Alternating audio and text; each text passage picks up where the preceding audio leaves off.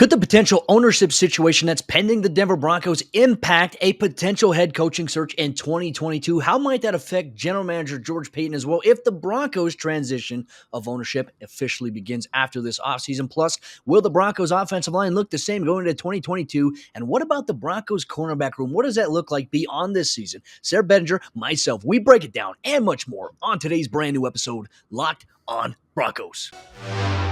You are Locked on Broncos, your daily Denver Broncos podcast. Part of the Locked on Podcast Network. Your team every day.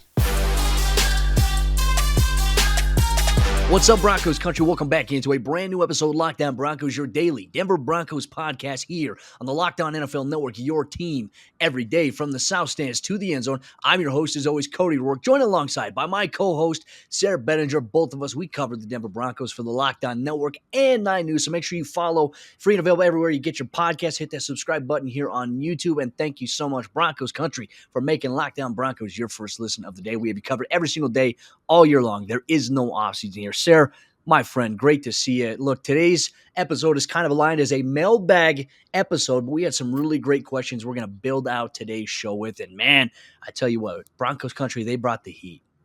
I love it. I love it. Some really great questions. Of course, I expect nothing less from, Broncos country as we get close to the offseason. Like we were talking about off the air, it feels like even if the Broncos don't make the playoffs, which there is a path. We saw the tweet from Eric Dalala. There is a path for them getting to the playoffs. But if they're not in the playoffs, man, they're still going to be making big headlines. And there's going to be plenty to talk about. There's going to be plenty to be excited about, I feel like. And so here we go. Let's get the ball rolling a couple weeks before the season's even over. Our 9 News insider, Mike Kliss, he had reported something along the lines. He presented an interesting topic in one of the tweets that he put out on Monday about how a potential ownership change, if that happens, obviously we've been told that once the 2021 season is done and at the beginning of March, the transition of ownership phase would begin. Now, whether that means that the Broncos get sold, whether that means that Brittany Bolin takes over or an ownership group comes together to purchase it, there's a whole bunch of options on the table here. How might this impact, if the Broncos do decide to move on from Vic Fangio, how might this impact their coaching search, but also how might it impact the general manager as well? I'm very curious for your thoughts on this because I know you and I spent a lot of time talking about team building, but obviously for George Paton just now starting out as the team's general manager, his moves have been fantastic, but you run the risk when you bring in a brand new owner. Let's say it's just a billionaire guy who doesn't really care about football, has the money, like the Stan Kroenkes of the world that don't really care about what happens with their teams. You bring him in, it sets a very dangerous precedent, and it's something I'm a little worried about. I know. I feel the same way. Anytime anybody tweets at me saying, well, the Broncos just need an owner, they just need an owner to do this, that, and the other. I'm like, man, Cubs fans are really ticked at the owner right now. I think a lot of Jaguars fans probably not really happy with their owner, and you could go up and down a lot of lists. You mentioned the Kroenkes. I mean, you could go Colorado Rockies fans. How much do you love your owners?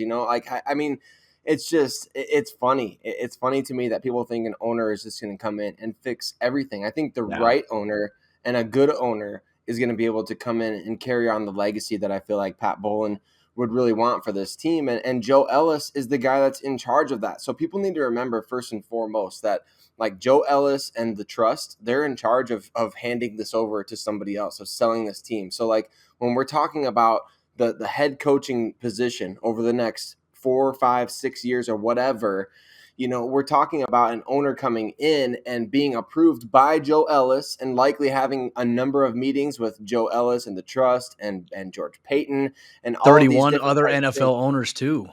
Exactly. Absolutely. So they're not just going to come in. I don't feel like an owner's just going to come in after the Broncos make a head coaching move this offseason, whether it is to keep Vic Fangio around or whether it's to fire him and move on to somebody different. I don't think an owner's going to come in and just think like, all right, here we go. I'm giving these guys 1 year to basically prove it to me that they're worthy of not being moved on from after this season. And I think that's the interesting part about this. It's like, you're as George Paton, do you want to get into a 5 or 6 year or more agreement with a new head coach, have an owner come in and want to change things and meddle around with things? But at the same time, if I'm George Paton, Cody, the number one priority for me is getting this team into a place where they're contending, because you can't make any decision this offseason, that's going to be something that, man, I wish I would have pulled the trigger here, or I wish I would have pulled the trigger there. You can't be living in the realm of I wish I would have, because if you do that, then an owner is going to move on from the decision that you made, if you play it safe. So I'd be interested to know what your thoughts are on that, Cody, too, because, I mean, George Paton does have a tough decision coming up. It's like he doesn't necessarily want to be the guy who's like, all right, I'm basically the acting owner of the team. I'm going to make all these decisions. At the same time, he has been tasked with building the Denver Broncos from the top down. That includes the head coach position. So I feel like, he's kind of got to do what he feels is best, even if it does end up getting completely wiped out after a year or two. Yeah, and that's the scary part too. I mean, I don't think many Broncos fans are thinking about this. I think a majority of Broncos fans have loved everything that George Paton has done so far.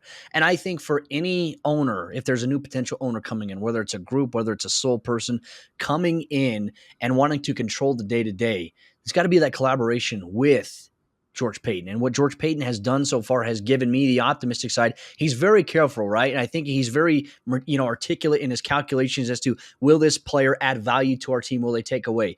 I think when we look at this year's draft class, we look at some of the additions that he has traded for to help the Broncos in season. That tells me everything I need to know about George Paton. It really does. And how he addresses quarterback will be a big thing. But as you mentioned, how the moves that he makes, and you have to think about this approach as well. What does the optic look like to a new potential person coming in that really has no understanding of your day-to-day as is right now, but will be involved in the day-to-day once that owner comes in? And I think how George Paton handles this coaching situation right now, right? Vic Fangio made an interesting comment on Monday that he believes that he and his staff need to be back, like they've earned the right to be back in 2022, and he's willing to do it even without an extension of his contract. How he handles that, I don't know if that's Vic Fangio trying to soften the blow a little bit, but, we've gotten the vibe that Vic's more than likely gone. Shermer's more than likely gone. You could see a lot of these in-house coaching candidates, as we talked about in yesterday's episode, stay on. But how George Paton does this, how the decision that he makes, if he does bring back Vic Fangio, and if he were to bring back this staff, it would be a huge, huge indictment, I think, in the eyes of Broncos country, because more importantly, the owner is going to look at the on-field product. They're going to look at how do the fans feel. And that's the missing presence right now for the Broncos, is that you don't have an owner that is really buying into what the fans are hearing, their frustration. I mean, the team being booed off the field various times at home games this year, Sayre, it's kind of scary. And this is like I would say cloudy times. Like, this is where a storm is coming, but you're not sure if you're going to get hit by the storm, or you don't know if it's going to pass and you're going to clear. This is where Broncos country is at right now. And I think that Broncos fans really need to take heed on what's going on. This could have potential ripple effects for years to come in the ownership situation, obviously, as it looks to try to resolve itself in the next year or so. But man, I'm a little anxious about it, Sayre. Thinking about it and actually diving a little bit deeper into it. Not sure how Broncos country feels. So let us know in the YouTube comment section, or you can tweet us on Twitter at Cody Roark NFL, at Sayre Bedinger, at Lockdown Broncos. Let us know how you feel about a potential ownership change. Who is the right type of owner? What would that person embody that you would ideally support as a Broncos fan?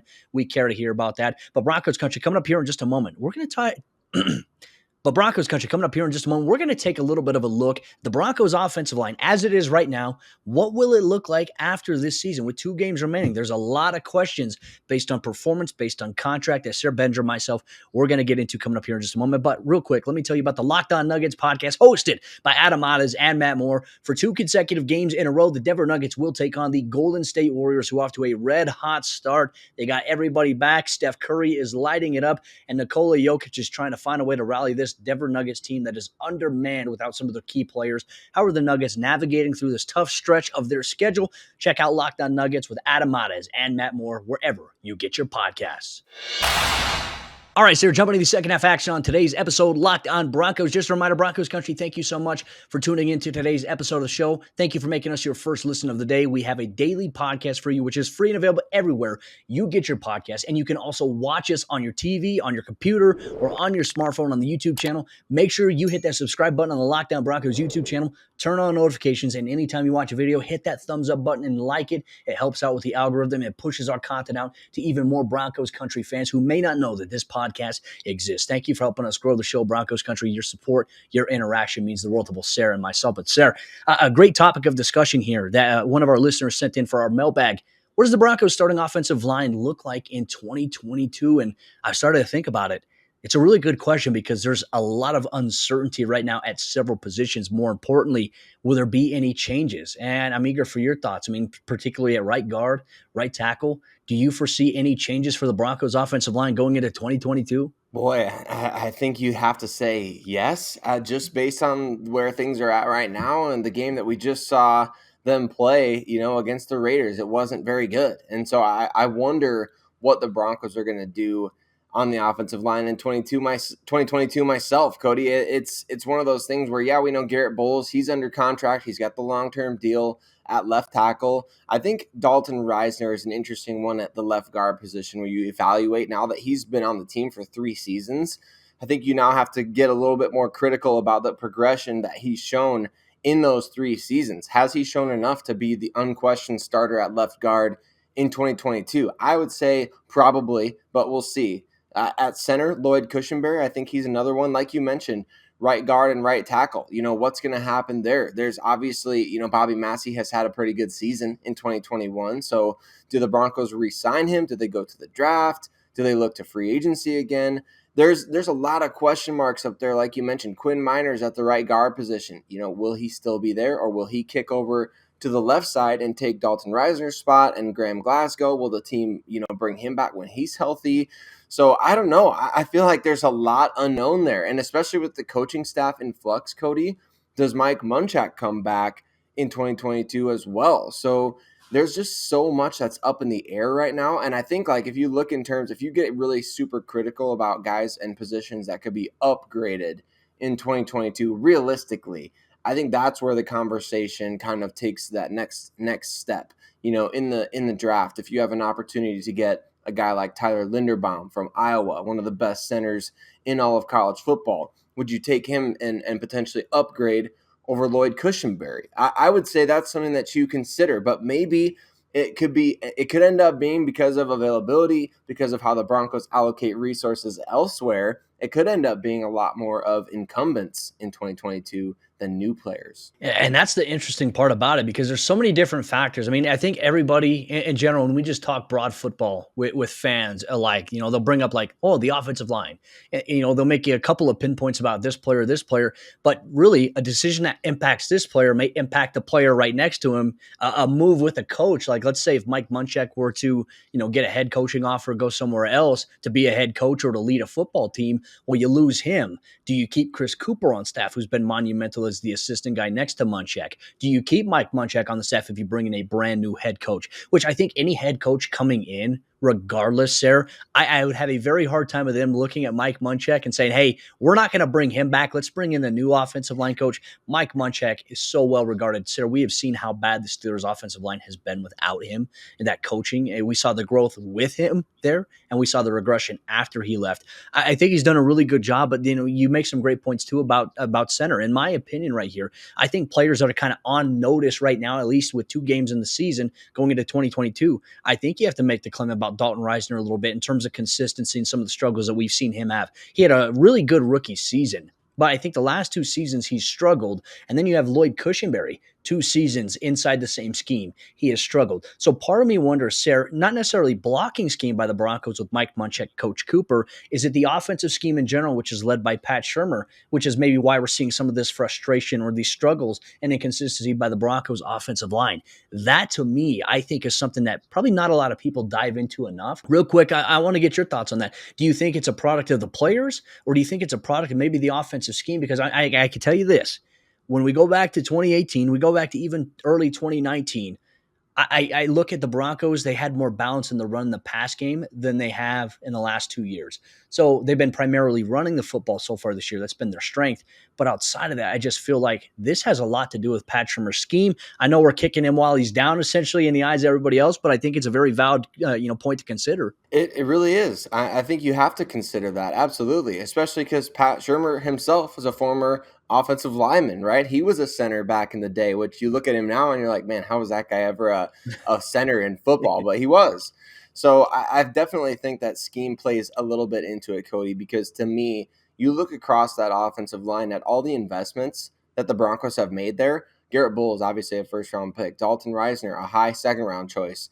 Lloyd Cushenberry, a high 3rd-round pick. Then you have Miners, a 3rd-round pick. You have Graham Glasgow, who's a big money free agent. And you have Bobby Massey, who's he's been a really good player for a long time. So to me, you have invested quite a bit there in players, in terms of just their talent and just the pure talent and pure production at the college level. You go out and get, like, people thought Cushenberry was arguably the best center of that 2020 class. So to me, I think you've got to put these players in position to succeed. And it's fair to wonder at this point. I mean, we've seen what's gone down with the wide receivers. We've talked about that. We've talked about the misuse of Noah Fant. Could the same be true of the offensive linemen? I think that's definitely a fair point, Cody, and it's worth the Broncos considering. It's worth George Paton kind of taking a look at things as a whole and saying, hey, was this more on the scheme or was this more on the talent of my guys? Because we did see, George Paton after that 2020 season, they did try Quinn Miners at the center position to maybe push Cushenberry a little bit. They didn't do a whole lot else besides that, which kind of makes me think that they wanted to see some progression. But they did kind of challenge him a little bit. So I think it's fair to wonder whether or not it was scheme versus talent. And man, it's tough to say because, like you said, Risner looked good his rookie season. Since Pat Shurmur came aboard, hasn't been quite the same. So I don't know. It's tough to say at this point, but we'll see. Broncos country, we're eager for your thoughts on this because obviously I think this is a good deep dive into the offensive line and just all the different intricacies that go into player personnel, football administration, these conversations that Sayre and I like to have here on the podcast. Coming up here in just a moment, we're going to have another conversation. Is uncertainty approaching the Broncos cornerback room after the 2021 season? Something that Sayre and myself, we're going to get into coming up here in just a moment. But real quick, let me tell you about the sponsor of today's episode, Locked On Broncos. That is our good friends over there at Built Bar. Ladies and gentlemen, you know it as the best tasting protein bar that is out there on the market today because the bars, they are tasty, they're covered in 100% chocolate, and when you take a bite into them, they are soft and they are easy to chew. It's something that people really, really like. They have the regular bar. They have the marshmallow puffs, which when you bite into it, it feels like you're biting into a cloud, and they have 9 amazing, delicious flavors, including the occasional limited time flavors that you get every month at Built.com. So go check out what they have in store for you here in the month of December as we end it, and also approaching January. They have you covered at Built.com, but it's also a great protein bar for you. We mentioned the health factor of it, but it's great because it gives you a little bit of extra fuel that you need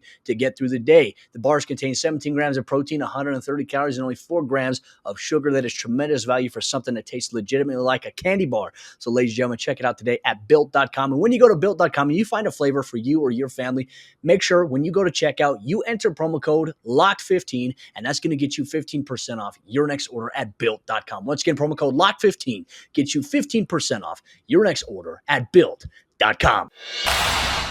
All right, Sayre, jumping into the fourth quarter action on today's episode, Locked On Broncos. We had talked about the Broncos offensive line, the outlook beyond 2021. We talked about how the potential ownership situation approaching this offseason, how might that affect the head coaching search change? Like if you do make a change, how might that affect that? But now I think there's also some other uncertainties kind of looming around. And we've talked about this a little bit, I think, briefly throughout this season, looking at all the different injuries that have impacted this Broncos football team. But is there uncertainty that's approaching the Broncos cornerback room after 2021? This was one of the questions that was sent in to us by a listener of the show for our mailbag here on Locked On Broncos. And Sayre, I think it's a very valid question because when you look at this roster right now, Ronald Darby was signed to a 3-year deal in free agency, one of George Paton's first moves. Patrick Surtain was one of the key draft picks. Those guys are locks. And I think that after 2022, the Broncos do have the opportunity to look at that Ronald Darby contract and maybe have a team option or an easy way out. I don't see that being the case here because I think Ronald Darby's actually been a pretty good addition for them. He's played really well. You got those two guys there, but we've talked about the long uncertainty of obviously Bryce Callahan, whose contract is expiring. We talked about Kyle Fuller, who was brought in on a 1-year deal. Michael Ojemudia is going to be approaching his 3rd year, not really even getting a 2nd year. He's now recovered from his injury, but we have yet to see him play it down since that injury he sustained in the preseason against the Seattle Seahawks. So you have to wonder, what does that room look like? Because there's no more Asang Bassi. He's gone. You have the other guys like Nate Hairston in that locker room. How might this play out, in your opinion, going into 2022, and are you a little concerned? I think it's going to be fun to watch. Like you said, you got 2 guys at the top that I think at the beginning of the offseason last year, it was kind of crazy because like the Broncos, we were kind of looking at Ojemudia and Callahan as the top 2 guys, right? And so going into the offseason, that's what it was. Now you got Darby and Surtain, which is far and away just a Pretty better good. starting point. So I think that's a really, really good starting point. But beyond that, I think George Paton is onto something with kind of doubling up at these positions. Like when he signed Kyle Fuller in free agency and then drafted Patrick Surtain after already having signed Ronald Darby. That to me is something that I think he's going to look to again this offseason. I'm not saying he's going to make some like two really huge substantial moves at the position, but I think maybe investing quite a bit at the position, because how valuable has that proven to be over the course of the season? And I feel like you have to go out and you have to get a guy who can be a really good starting nickel for you. And Bryce Callahan, as good as he has been for the Broncos, let's say Vic Fangio does leave the team, we know that Bryce Callahan kind of like, he wanted to follow Vic Fangio to Denver. That was why he came to Denver, large in part. So if Fangio leaves Denver, does that mean Bryce Callahan goes with him? I think maybe. Kyle Fuller, similar type of deal. He was signed as a scheme fit for Vic Fangio. So I feel like George Paton could go out and, depending on who you hire at the head coaching position, if they do move on from Fangio, you might bring in another nickel as a free agent or through the draft that really fits with that defensive coach perfectly. And so I think you've got your guys on the outside set. Now we're looking at who's going to be the primary nickel and who's going to be my primary backup, for lack of a better term. Yeah. Who's going to be this year's version of like Kyle Fuller in a way. So that could end up being a rookie. But I think the nickel has got to be somebody who's, a proven commodity at the position. I think it'd be interesting as well, because I'm looking at Nate Hairston. I've watched a lot of tape on him, and when he's gotten in, there's things about his game that I've loved seeing him grow. He's kind of been this under-the-radar player that's been on the roster dating back to training camp. We talk about joint practices against the Vikings. He had a pick six in practice against Kirk Cousins and company there, but for him, there's things that he just does really well that I think he's learned a lot from, not only just Ed Donatel, Christian Parker, but he's learned from guys like Bryce Callahan along the way, some of these veteran guys. And I tell you what, he looks solid. He's got a lot of confidence in there in the nickel. He's been relied on several times this season when there was an injury in the nickel, whether it be Bryce Callahan, whether it be Kyle Fuller, not healthy at that time. We've seen Nate Hairston get thrown into action and actually play really well. He had a couple of plays. I think it was just a few weeks ago he had a play where he almost had a pick six. I believe it was against the Chargers. He had a very similar moment in that game. So I like him. Like I said, I'm very upset, personally. I know he's a good friend of the show. He's been an avid supporter of myself, so I'm going to support the heck out of him and Michael Ojemudia. And we haven't seen him this season, obviously due to the injury, but now that he's been activated, he's been inactive on the game day roster, and I hope that changes. We do have 2 games left in the season, but I feel like for Michael Ojemudia, the injury has impacted him, but also another player we worry about losing a year of good development and much-needed development after playing so much as a rookie. That is concerning as well. So, there's a multitude of things that this Broncos team will do. I'm excited to see what George Paton does as well. There's this intrigue, right? And I think when we talk about this looming uncertainty, like it's kind of on the borderline of being scary and also exciting, because we don't know. It could go one of 2 ways. Hopefully it's on the better side of that. But, a lot of that's going to come with these roster moves that we see here this offseason, Sayre. So obviously a lot to take in here for Broncos country. We know the preparations have begun for the Los Angeles Chargers. Some interesting news and notes. No Chris Harris Jr. in this upcoming matchup. No Mike Williams, as they've tested positive for COVID. No Nasir Adderley at the safety position for them.